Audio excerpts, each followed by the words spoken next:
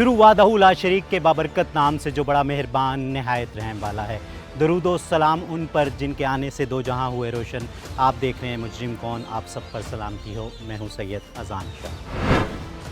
जैसा कि आप जानते हैं, टीम मुजरिम कौन अपने हर प्रोग्राम में मुआशरे की एक कहानी लाती है। कहानी दरिंदगी की, सफाकियत की और रिश्तों की पामाली की।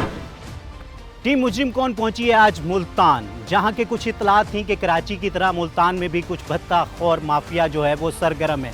आखिर वो कहां सरगर्म है, वो क्यों सरगर्म है और किन की शिकायत पर आज हम सीटीओ मुल्तान के दफ्तर के बाहर मौजूद हैं। तो कुछ इतलात ऐसी थी कि जो रक्शे वाले हैं, जो कि 2 वक्त की रोटी के लिए सारा दिन मजदूरी करते हैं और उसके बाद 2 वक्त के अपने बच्चों के लिए रोटी कमा के लेके जाते हैं, तो उनसे मुल्तान के मुख्तलिफ चौराहों पर जहाँ मसरूफ़ तरीन शाहराएँ हैं, तो वहाँ कुछ भत्ताखोर माफिया जो है वो सरगर्म है और वो उनसे उनकी जो हलाल रोज़ी है उसमें से डाका डालता है, उनकी जेब पे वारदात की जाती है और अगर कोई वो भत्ता नहीं देता तो उस पर तशद्दुद भी किया जाता है। ऐसी इतलात जब सीटीओ के पास पहुंची तो सीटीओ, जो कि अगर देखा जाता है कि जो क्रैकडाउन करता है वो पंजाब पुलिस करती है, लेकिन यहाँ एक नई चीज़ देखने में आई कि जो पुलिस, पंजाब पुलिस की वार्डन्स है, वो भी मतलब क्रैकडाउन करने के लिए तैयार है, क्योंकि जो रक्षा यूनियंस होती हैं, जो रक्षे वाले होते हैं, उनका ज़्यादा इंट्रैक्शन पंजाब पुलिस की बजाय मतलब पंजाब पुलिस की जो वार्डन्स हैं उनके साथ होता है। तो आखिर ये सारा मामला क्या है, तो कौन भत्ता वसूल करता है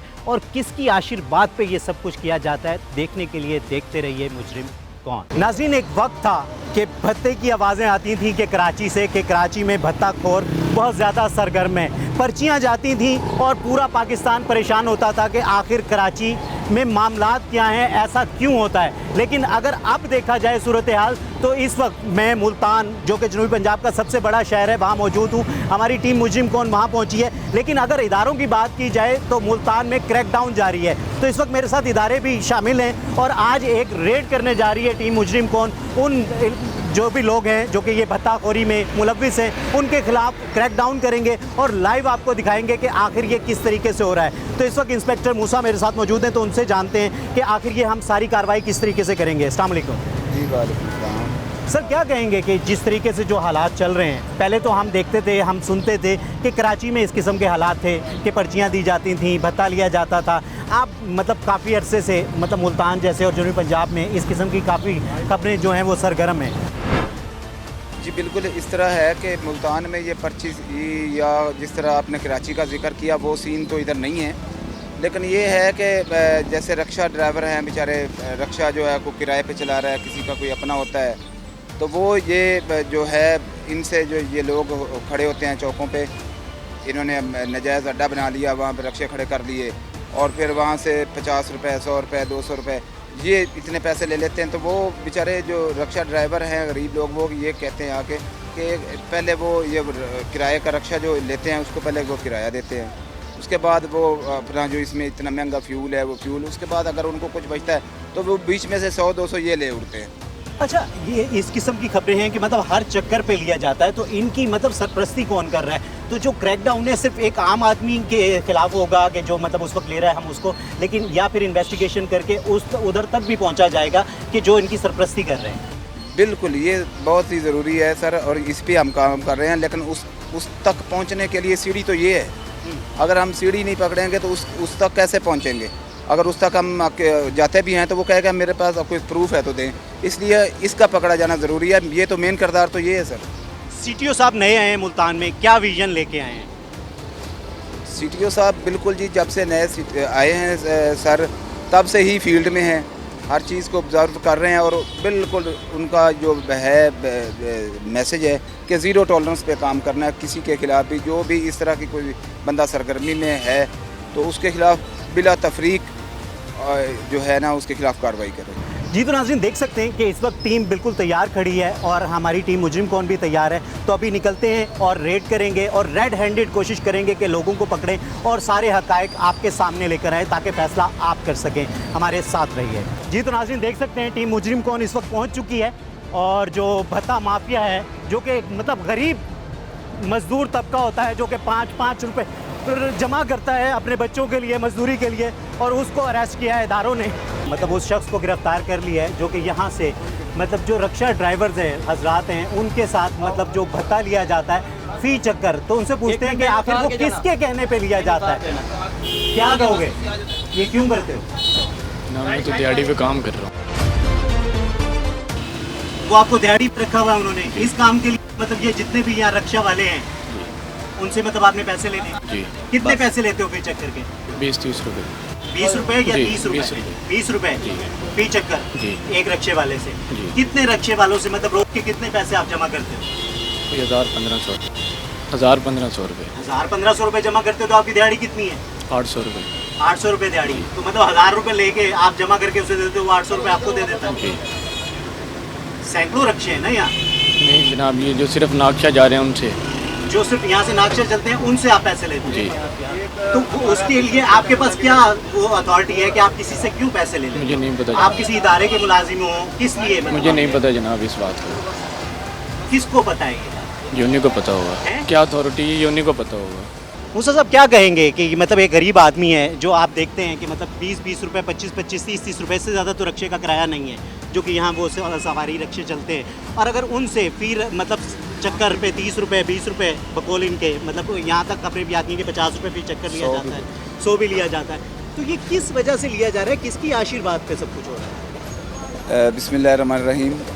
सबसे पहले तो ये आप भी इस बात के गवाह हैं कि हमने इसको रंगे हाथों पकड़ा और ये बिल्कुल इसमें कोई वो फेक वाली चीज़ नहीं है। नंबर 2, ये एक रिक्शा ड्राइवर ही इधर से हैं जो बेचारे इनको पैसे इनके हाथों लुटते हैं, फिर उन्होंने मुझे बताया, तो इनके खिलाफ़ कार्रवाई की है और इसको रंगे हाथों पकड़ा, और इंशाल्लाह जब तक ये नासूर ख़त्म नहीं होगा तब तक इनके खिलाफ़ कार्रवाइयाँ जारी रहेंगी। और ये जनाब CTO साहब का भी यही विज़न है कि ये जो गरीब रिक्शे वाले हैं उनको जो ये लूट मार करते हैं ना, इनके खिलाफ बिल्कुल बिला तफरीक वो कार्रवाइयाँ करें। जी तो नाज़रीन, टीम मुजरिम कौन एक कामयाब कार्रवाई करके अजीज़ होटल चौक से और जो भत्ता माफिया का एक सरगना था उसको गिरफ्तार करते हुए अब दूसरे पॉइंट की तरफ जा रही है, और इदारे हमारे साथ हैं। वो एहलकार मतलब मैं कहता हूँ कि वाकई वो सलाम उनको पेश करना चाहिए कि जो अपनी ज़िंदगियों को दाव पे लगाकर और इस किस्म के ऑपरेशंस करते हैं। तो अब अगले पॉइंट पर चलते हैं और वहाँ इसी किस्म की कार्रवाई करते हैं और पूरी कोशिश करेंगे कि मुल्तान को इस किस्म के माफिया से पाक कराया जा सके। देखते रहिए मुजरिम कौन।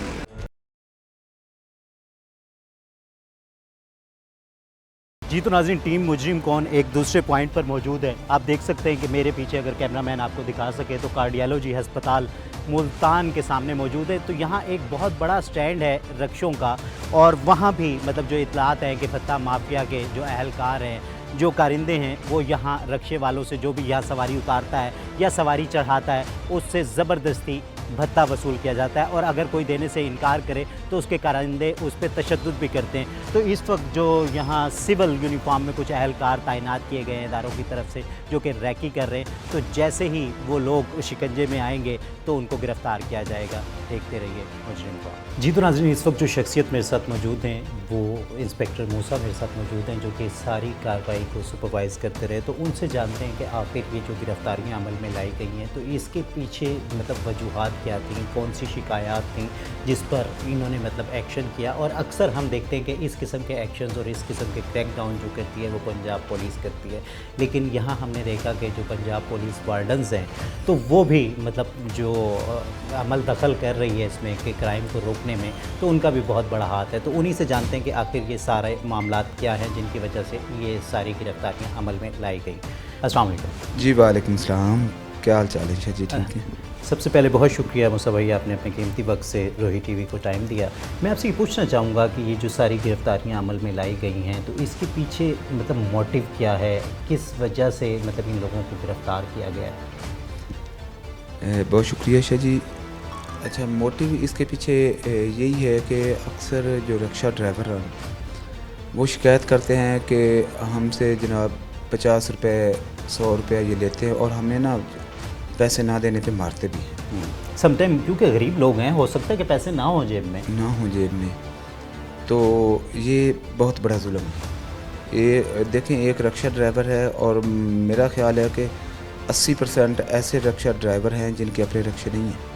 मतलब उन्होंने पहले वो अपना ठेका निकालना है। बिल्कुल ठेके पे लेके रक्षे चलाते हैं, उन्होंने अपना ठेका पहले निकालना है, फिर आपको पता है फ्यूल की प्राइसेस फ्यूल की आपके प्राइसेस सामने, प्लस मेंटेनेंस। अच्छा वो देना है। उसके बाद अगर उन्होंने कुछ बचता है उनको तो वो अपने बच्चों के लिए ले जाते हैं, और बीच में से ये तो वारदात करते हैं। ये जो है ना, ये पता हो और बीच में ये पड़ जाते हैं, उनमें 150 ले लिया, और जो आगे से आर्गूमेंट करे उसको फिर ये मारते हैं, उनको बेइज्जत करते हैं। ये तो बड़ी ज़्यादती वाली बात है। और वाकई जब हम उन चौकों पे जाके देखा तो ऐसा कर रहे थे। अच्छा, मैं ये आपसे पूछना चाहूँगा कि अक्सर हम इस किस्म की जो कार्रवाइयाँ होती हैं, मतलब वो पंजाब पुलिस के खाते में आती हैं कि पंजाब पुलिस क्रैकडाउन्स करती है इन किस्म के लोगों में, लेकिन ये पहली दफ़ा, मेरा ख्याल है मेरे नाज़रीन भी पहली दफ़ा देखेंगे कि वार्डन्स भी इस किस्म के क्रैकडाउन्स कर सकते हैं। पंजाब पुलिस बिल्कुल इस तरह की कार्रवाइयाँ वो कर रहे हैं, और वो भी इसी तरह की कार्रवाइयाँ जो है ना वो बड़ी काफ़ी अच्छी तादाद में उन्होंने की हैं। तो ये चूँकि हम लोग भी चौक के ऊपर खड़े होते हैं, हम भी पंजाब पुलिस का हिस्सा हैं, बिल्कुल सिस्टम है, तो इसलिए जो है ना, जो एक रक्षा ड्राइवर है वो आके शिकायत करते हैं तो उनकी शिकायत पे फिर हम ये करते हैं। मतलब, और अच्छा अक्सर सुनने में आता है, मतलब मुबैन एतलात ये भी हैं कि जिस तरीके से रक्षे वालों से भत्ता वसूल किया जाता है, वैसे ही जो कि चौक्स पे रेहड़ियाँ लगी हुई हैं, जो कि इंक्रोचमेंट भी है, तजावुज़ात भी है, जिससे मतलब ट्रैफिक की रवानी भी बहुत असरअंदाज होती है, तो कहा जाता है कि उनकी भी कोई सरपरस्ती करता है और उनसे भी इस तरीके से मतलब भत्ता लिया जाता है। तो कोई ऐसी इतलात आप तक भी पहुँची इसके भी खिलाफ कोई क्रैकडाउन? ऐसा कोई इतला आई नहीं है कि रेहड़ी वालों से कोई भत्ता ले रहा है। हाँ, अलबत्ता रेहड़ी वाले जो चौकों पे खड़े होकर इंक्रोचमेंट करते हैं, वो उनके खिलाफ तो कार्रवाई कर रहे हैं। जैसे उनके खिलाफ भी अगर कोई शिकायत करेगा तो फिर उनके खिलाफ भी कार्रवाई। जी, तो नाज़रीन, इस वक्त जो शख्सियत मेरे साथ मौजूद हैं, CTO मुल्तान मोहम्मद नबील खोकर साहब इस वक्त मेरे साथ मौजूद हैं। सबसे पहले तो मैं उन्हें खुशामदीद कहूँगा क्योंकि वो बिल्कुल नई अपॉइंटमेंट हुई है मुल्तान में, उनकी तरफ मुल्तान में।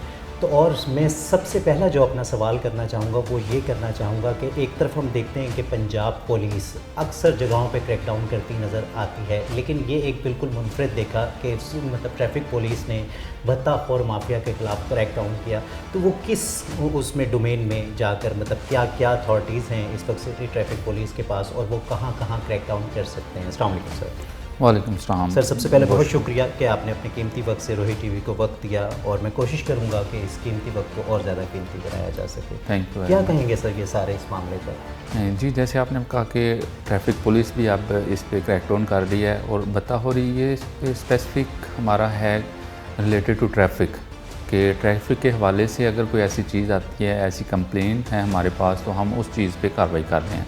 तो हमने इस पे बड़ी सख्ती से अमल दरामद भी कर रहे हैं।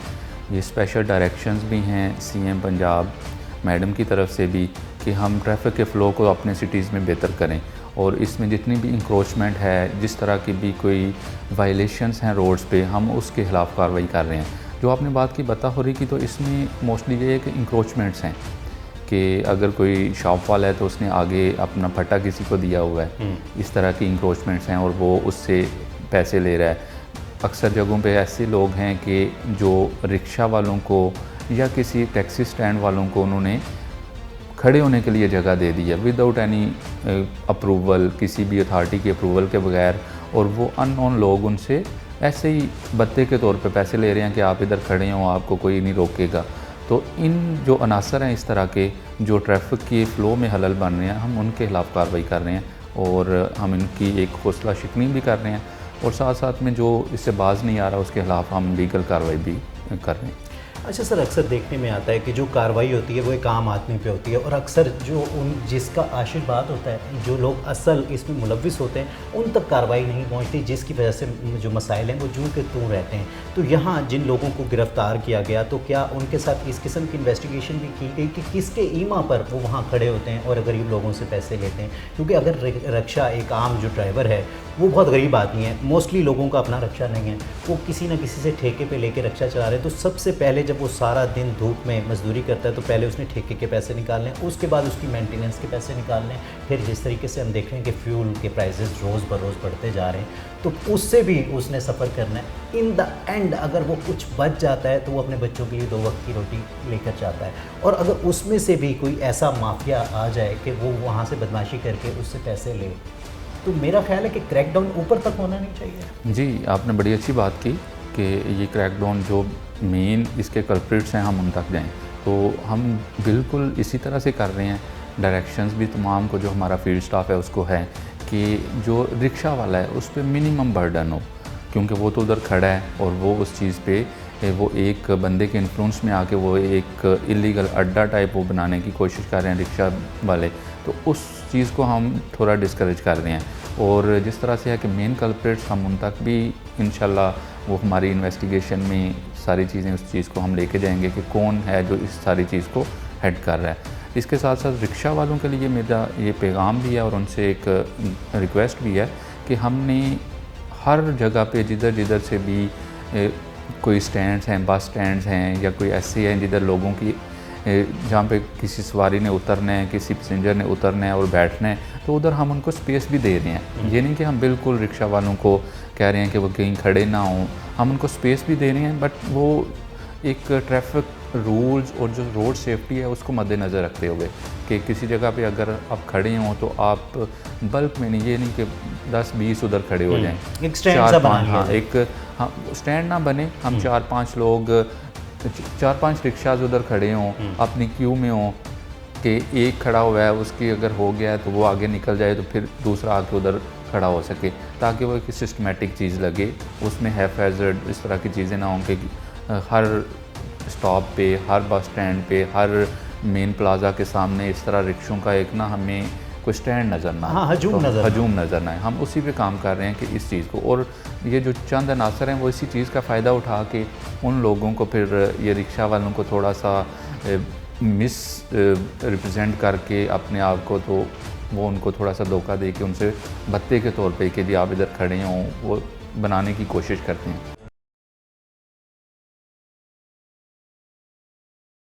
जी तो नाज़रीन, इस वक्त वो दबंग ऑफिसर मेरे साथ मौजूद हैं जो कि हमने देखा कि जहाँ भी रेड हुआ तो यही वो शख्सियत थे जिन्होंने वो तमाम, जिनके बारे में कहा जा रहा है कि वो भत्ता माफिया है, उनको गिरफ़्तार किया। तो उन्हीं से जानते हैं कि आखिर ये सारी गिरफ़्तारियों की वजूहात क्या थी, किस वजह से इन लोगों को गिरफ़्तार किया गया है। अस्सलाम वालेकुम, क्या नाम है आपका? अब्बास।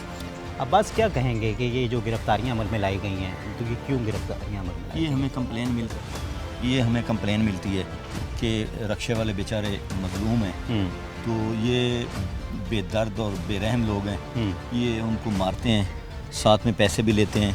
नहीं, मारते तो तब होंगे ना जब वो पैसे नहीं देते। और बिल्कुल उनका राइट है कि क्यों किसी को, अपनी जो मजदूरी करते हैं वो लोग। हाँ जी। और मोस्टली जो देखने में आया है कि जो रक्शे वाले होते हैं उनके अपने रक्शे नहीं होते, वो रक्शे जो मतलब वो ठेके पे लिए हुए होते हैं। जी। तो जो मजदूर आदमी मतलब सारा दिन कमाई करता है तो पहले तो वो उसने अपना ठेका पूरा करना होता है, उसके बाद वो अपनी जो रक्षा है उसकी मेंटेनेंस की पूरी करनी होती है, फिर जाके जो चंद पैसे बचते हैं वो अपने बच्चों के लिए दाल दलिया वो उसका इंतज़ाम करता बिल्कुल है। ऐसे तो है। अगर ऐसे अफराद बकौल आपके कि जिस तरीके से ये उनसे पैसे डिमांड करते हैं और अगर पैसे नहीं दिए जाते तो ये उन पे तशद्दुद भी करते हैं। तो फिर किस तरह सिस्टम चलेगा, तो निज़ाम किस तरह अब चलेगा? हमारे सीटीओ साहब का हुक्म है भाई ये जो टारगेट है इनको, ये जो बत्थेखोर हैं इनको बिल्कुल ज़ीरो करना है, और हमें जहाँ से भी इतला मिलती है, जिस चौक पे भी मिलती है, हम वहाँ जाके बरंगे हाथों बंदे को पकड़ते हैं।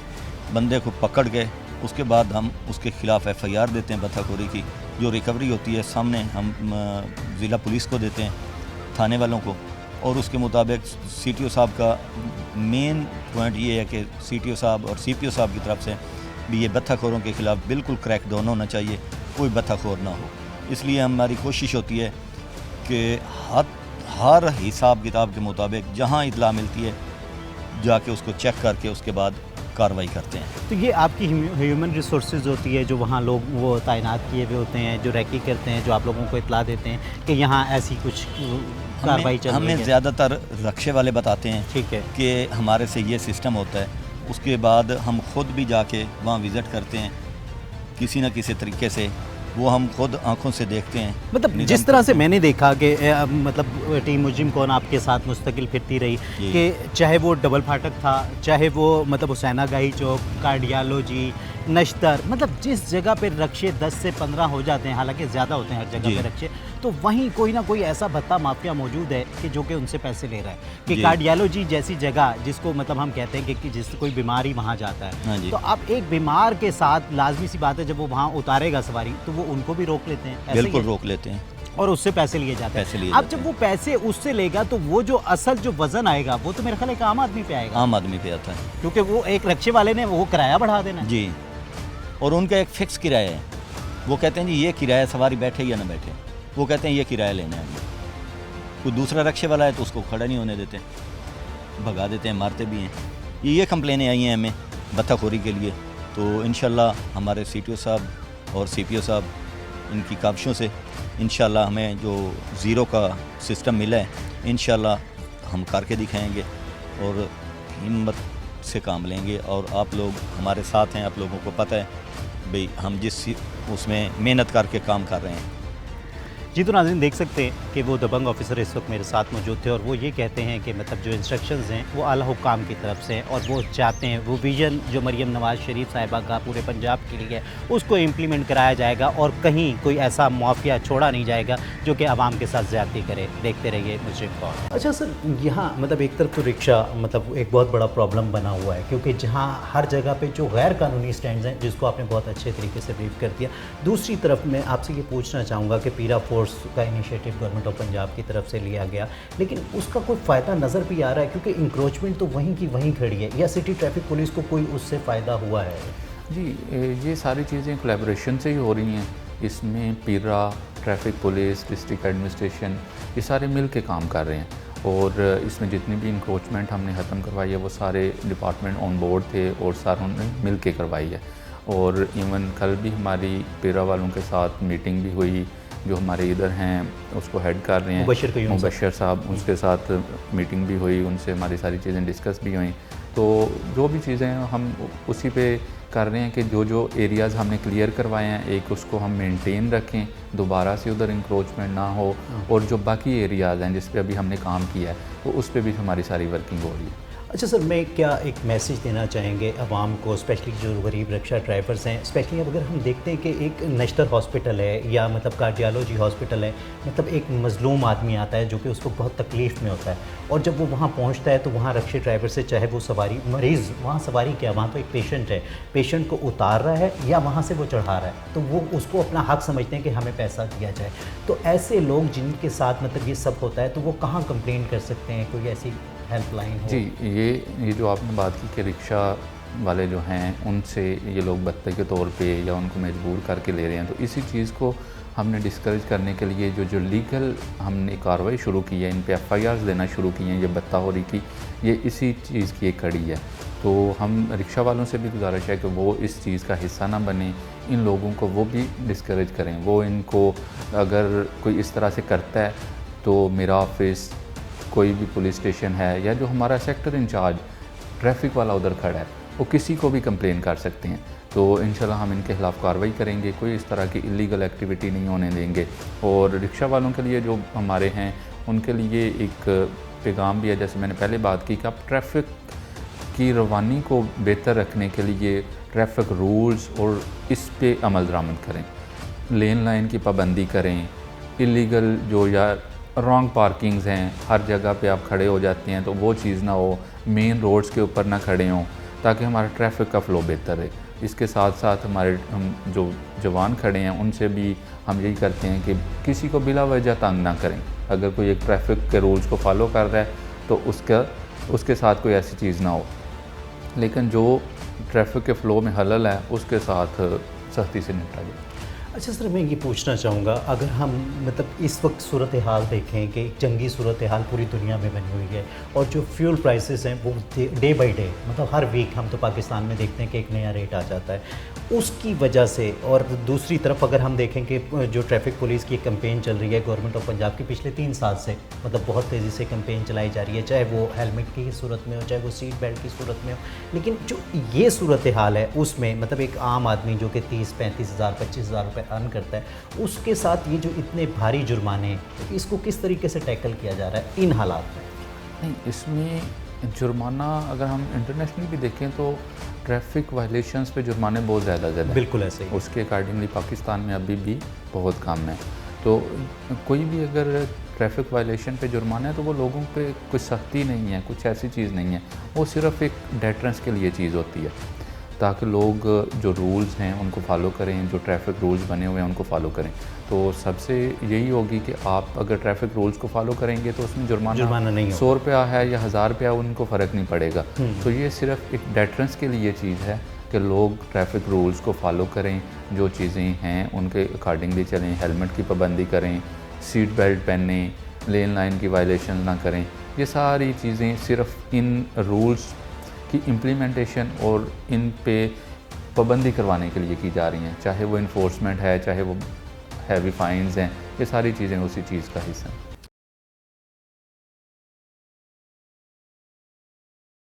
अच्छा, मैं ये पूछना चाहूँगा कि अभी जो सीटीओ हैं वो बिल्कुल नए नए अपॉइंट हुए हैं मुल्तान में, लाहौर से मुल्तान आए हैं, तो वो क्या विज़न लेके आए हैं और किस तरीके से, मतलब आपने भी बहुत सारी मीटिंग्स अटेंड कर चुके होंगे अब तक, उनका विज़न क्या है? बड़ा क्लियर है सर का विजन। जब से सर आए हैं फील्ड में हैं और उन्होंने बड़ा क्लियर ये मैसेज दिया कि किसी के साथ कोई किसी किस्म की ज़्यादती, किसी जगह पे कि रोड का की ब्लॉकेज ये नहीं होनी चाहिए।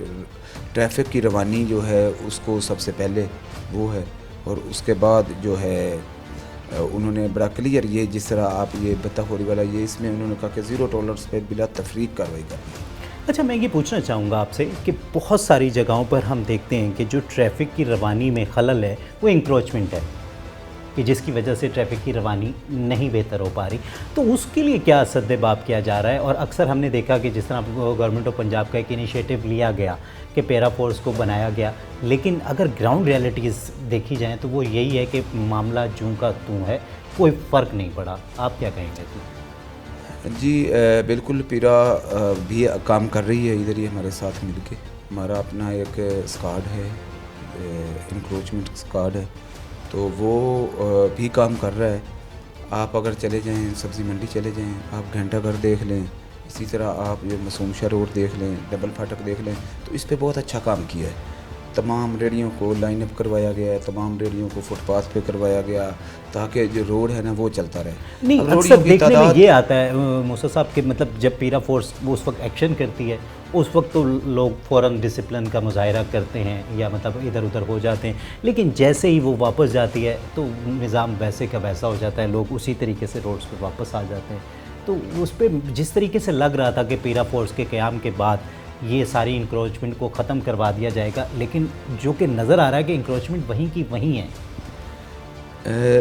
इंक्रोचमेंट ज़ाहिर है जी, दो किस्म की इंक्रोचमेंट है, एक है मूवेबल और एक है जो है ना परमानेंट जो इंक्रोचमेंट है। अब मूवेबल जो इंक्रोचमेंट है उसको अगर हम मूव कराते हैं तो वो घूम घुमा के फिर वापस ऊपर आ जाती है। जो परमानेंट इंक्रोचमेंट है, परमानेंट तो काफ़ी हद तक ठीक हो गई है, वो उन्होंने पीरा वालों ने कर भी दी है। जो ये है मूवेबल, इनको इन्हीं का मैं आपको बता रहा हूँ कि रेडियो का जो है ना इनको काफ़ी जगहों पे ठीक हो गया है, तो बाकी जो है इस पे भी काम कर रहे हैं, इंशाल्लाह ये ठीक हो जाएगा। अच्छा, जिस तरह अब मैं ये आखिरी अपना सवाल ये करूँगा कि ये जो भत्ता माफिया है जो कि सरगर्म है, हर बड़े चौराहे पर, हर बड़े चौक पर, जहाँ भी मतलब 20 से 25 ज़्यादा रक्शे आते हैं, वहाँ हमने देखा कि वहाँ ऐसा भत्ता माफिया के कोई ना कोई कारिंदे वहाँ मौजूद होते हैं जो कि उनसे कभी ज़ोर ज़बरदस्ती से, कभी मतलब म्यूचुअल अंडरस्टैंडिंग से वो पैसे लिए जा रहे हैं। तो किस तरीके से, जिस तरह से 2-3 जगहों पे कार्रवाई टीम मुजिम कौन के साथ वार्डन्स ने की, तो क्या कहते हैं कि मुकम्मल तौर पे सफाई की जाएगी? और स्पेशली ये जो कारिंदे खड़े हुए हैं, इनकी तो बात मतलब ये है कि इनको तो रेस्ट कर लिया जाता है, लेकिन इनके ऊपर जो हाथ हैं, जिनके आशीर्वाद पे ये वो लोग वहाँ खड़े होते हैं, तो उनके खिलाफ किस तरीके से क्रैकडाउन किया जाएगा? ये आप देखें, जो पहले जो हाल था ना उससे अब काफ़ी बेहतरी है। ये आप इस बात की गवाही देंगे कि काफ़ी हद तक अब कोई मखसूस कोई 1-2 चौक जो है ना वो ही रह गए होंगे, नहीं तो अदरवाइज़ काफ़ी हद तक इसमें बेहतरी आ गई है। तो अगर इनको आप ये कह रहे हैं जब इनको पकड़ेंगे यही नहीं दोबारा जाएंगे तो वो किसको खड़ा करेंगे? तो ये इंशाल्लाह इसमें काफ़ी बेहतरी की अभी गुंजाइश है, काफ़ी कर भी रहे हैं और काफ़ी गुंजाइश है। तो इंशाल्लाह आप देखेंगे वेरी सून ये बिल्कुल ठीक हो जाएगा इंशाल्लाह। कोशिश हमारी यही है, अल्लाह ताला मदद फरमाएं, ये बिल्कुल ठीक हो जाएगा इंशाल्लाह। तो जो जुर्माने हैं वो पाकिस्तान में अभी भी कम हैं, लेकिन क्या पॉलिसी ऐसी ना नहीं बनानी चाहिए कि जैसे हर साल गवर्नमेंट एक वो निकालती है कि जी मिनिमम जो लेबर सैलरी है वो इतनी होनी चाहिए 40,000 रुपये, लेकिन जो ग्राउंड रियलिटी हमें नज़र आती है वो 40,000 नहीं है। मतलब आम हम जब किसी भी शॉप पर जाते हैं, वहाँ एक वर्कर काम कर रहा है तो वो 20,000 रुपये में काम कर रहा है। किसी फैक्ट्री में जाते हैं तो मतलब वहाँ जो वर्कर काम कर रहा है तो वो 25,000 रुपये में काम कर रहा है, वो आज भी 40,000 पे नहीं पहुँचा है। और फिर जब वो पॉलिसी से वो जब तज़ाद आएगा कि मतलब हम 5,000 रुपये एक चालान और अगर 25,000 सैलरी है तो वो फिर कितना मुश्किल नहीं हो जाएगा। इसमें एक तो चीज़ के जो लेबर या सैलरी है, सैलरी की एक अपर लिमिट या लोअर लिमिट है, तो वो तो एक पॉलिसी डिसीजन है और उसमें जो कंसर्न डिपार्टमेंट्स हैं वो उसको देख भी रहे होते हैं और उसको इम्प्लीमेंट भी करवा रहे होते हैं। ट्रैफिक के जो फाइन्स हैं इसका उससे कोई डायरेक्ट ऐसा कोई भी तल्लक नहीं है कि सैलरी के साथ। ये तो जस्ट एक वो मैंने आपको बताया ना कि ट्रैफिक रूल्स को फॉलो करवाने के लिए या जो लॉज बने हैं उनकी इम्प्लीमेंटेशन के लिए एक वो कहते हैं ना कि डेटरेंस के तौर पे एक चीज़ है कि आप अगर ये फॉलो नहीं करेंगे तो आपको ये फ़ाइन हो जाएगा, तो अगर आप वो फॉलो करेंगे तो आपको कोई फ़ाइन नहीं है। ये तो बड़ी सिंपल सी चीज़ है कि वो सिर्फ हम रूल्स को फॉलो करवाने के लिए एक जिस तरह से कोई क्राइम होता है तो उसके अगेंस्ट एक सज़ा है कि ये अगर क्राइम करेंगे तो ये सज़ा है, तो वो सज़ा सिर्फ उसकी डेटरेंस है कि अगर करेंगे तो आपको सज़ा मिलेगी। इसी तरह ट्रैफिक रूल्स को अगर आप फॉलो करेंगे तो आपको कोई फ़ाइन नहीं है, अगर आप उसकी वायलेशन करेंगे तो उसके लिए फ़ाइन है। तो इसका मेरा ख्याल है कि सैलरी के साथ या उस चीज़ के साथ कोई डायरेक्ट रिलेशन नहीं है। जी तो नाज़रीन, आपने सुनी नबील साहब की मतलब सैर हासिल गुफ्तगू की और वो काफ़ी पुरयकीन और पुरुम्मीद नज़र आए कि जो कि मुल्तान ट्रैफिक पुलिस के जो भी इश्यूज़ हैं इंशाल्लाह जल्द अज जल्द वो क्लियर करने में कामयाब होंगे। तो यहाँ मैं अपनी आवाम से मैं भी एक रिक्वेस्ट करना चाहता हूँ कि खुदारा जब अगर आप मोटरसाइकिल ले सकते हैं, क्योंकि आज के दौर में जो कम से कम भी सबसे सस्ती से सस्ती भी बाइक है वो भी कोई लाख रुपए में आती है, तो फिर 2,000 रुपये का हेलमेट क्यों नहीं लिया जा सकता। और जब आप गाड़ी ले सकते हैं तो फिर गाड़ी में सीट बेल्ट क्यों नहीं लगाई जा सकती, क्योंकि उसका फ़ायदा ना तो मतलब आपकी ट्रैफिक पुलिस को है, ना पंजाब पुलिस को है, ना मेरा ख्याल है कि मुझे उसका फ़ायदा सिर्फ़ और सिर्फ आपको है, आपकी ज़ात को है। और जब हम कानून पर अमल करना शुरू कर देंगे तो वो नबील साहब की बात सही है कि फिर उसके लिए वो चाहे 5,000 है चाहे 50,000 रुपये है, तो मेरा ख्याल है उसके लिए कोई इशू नहीं होगा कि जब हम कानून पे अमल दरामद कर रहे होंगे। दूसरी तरफ जो अगर मैं बात करूं कि जो रक्षा ड्राइवर्स हजरात हैं जो कि गरीब लोग हैं और वो अक्सर रोना रोते हैं कि मतलब हमारे साथ ज़्यादती की जा रही है, हमारे साथ जुल्म किया जा रहा है, तो सबसे पहले अगर आप उस जुल्म के ख़िलाफ़ ख़ुद आवाज़ नहीं उठाएंगे तो मेरा ख्याल है कि कोई भी इदारा, कोई भी मतलब चाहे ट्रैफिक पुलिस है, पंजाब पुलिस है या मीडिया है, वो आपके साथ नहीं खड़ा हो सकता। तो खुदारा जब भी कोई भी आपसे डिमांड करता है, कोई गैर कानूनी रकम आपसे डिमांड, क्योंकि वो जो अगर किसी अथॉरिटी के बगैर कोई भी आपसे पैसे ले रहा है तो वो गैर कानूनी रकम है, और वो गैर कानूनी रकम जब आप देते हैं तो उसका इस्तेमाल भी गैर कानूनी ही किया जाता है। वो जब हम इसको इन्वेस्टिगेट करते हैं तो इन मामलात में ये जो ब्लैक मनी है वो उसका फिर जो सिरा है वो कहीं से कहीं चला जाता है, वो पैसा दहशतगर्दी में भी इस्तेमाल होता है। तो खुदारा पाकिस्तान में रहें और पाकिस्तानी बनकर रहें और किसी भी ऐसे अमल का हिस्सा ना बने जिससे मेरे पाकिस्तान को, आपके पाकिस्तान को कोई भी नुकसान हो। इस दुआ के साथ या रब्बुल आलमीन या रहीम या करीम या रहमान रहीमीन इस अर्ज़ मुक़द्दस को, इस पाक सरज़मीन को अमन का, खुशियों का गहवारा बना दे। अपने मेज़बान सैयद अज़ान शाह को इजाज़त दीजिए। अपना और अपनों का ख्याल रखिए। अल्लाह निगहबान।